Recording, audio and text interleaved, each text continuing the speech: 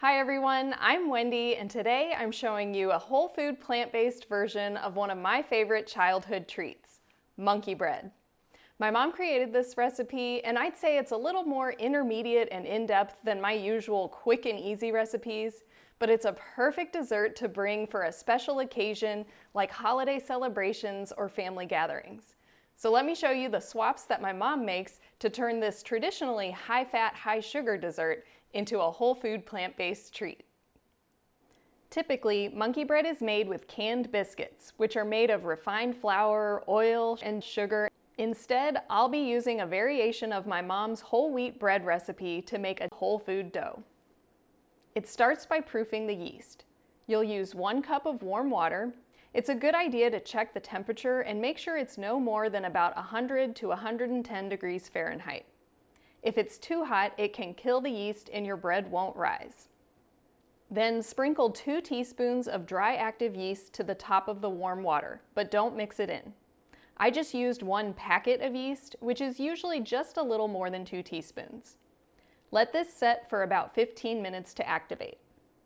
After about 15 minutes, the yeast will start to be a little bit bubbly, and then you'll add a tablespoon of date syrup and gently stir that around. This sugar will feed the yeast to help the dough rise. Next, I'm adding 2 cups of stone ground whole wheat flour to a large mixing bowl. I'm making a little bit of a well in the center of the flour and adding the yeast mixture to that. Then, using a wooden spoon, I gently fold the ingredients together. This is a no-knead bread, so you just have to mix it until the flour is fully incorporated and form it into a ball. I'll cover this with a clean towel and set it in a warm spot, like on top of the oven, for about an hour or until the dough has doubled in size. While I'm waiting for that to rise, I'll prepare the rest of my ingredients. First, we'll need to make a cinnamon sugar mixture. Traditional monkey bread, of course, uses refined sugar and cinnamon, but instead I'm using a 1/4 cup of date sugar and a 1/4 cup of cinnamon. I'll whisk that together to mix it evenly. You may or may not need all of this, but it's better to have extra than to have to mix up more later. I'll set that aside while I make what my mom calls the monkey mix. Monkey bread usually has a combination of granulated white sugar, brown sugar, butter, and cinnamon to make a sticky, caramely, gooey sauce. But here's our dairy-free and refined sugar-free version. A 1/4 cup of plain unsweetened applesauce and a 1/4 cup of date syrup, which I'll whisk together. Once those are well combined, I'll add 1 tablespoon of ground flaxseed, 1 to 2 tablespoons of the cinnamon sugar mix that we made, and 1/3 cup of finely chopped walnuts. I'll mix everything together and set it aside until I'm ready to assemble the monkey bread. After about an hour, the bread dough should have doubled in size, so I'll add a little bit of flour on top because this will be sticky. I'm transferring this to a piece of parchment paper that's also been dusted with flour. Then I'll simply pinch off tiny pieces, adding more flour as needed, and rolling it into little balls. They don't have to be perfectly even. In fact, I don't even try to make them all the same size, because in my opinion, monkey bread is supposed to be fun and imperfect.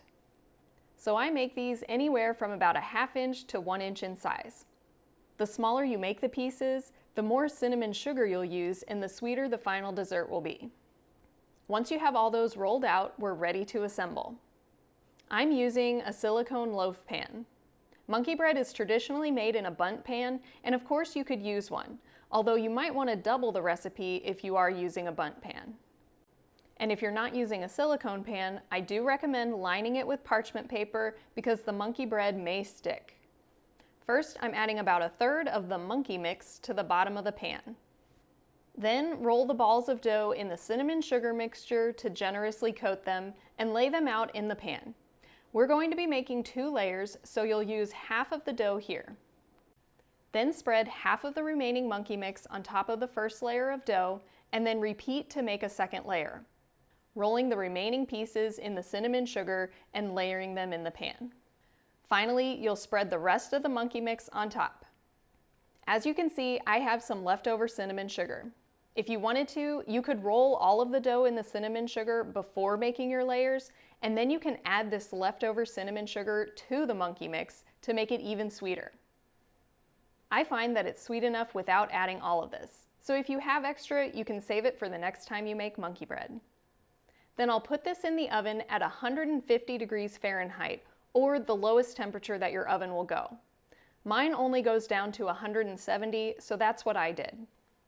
I'll leave this in the warm oven for about 20 minutes to rise for a second time. After that 20 minutes, you can see that the dough has doubled in size again.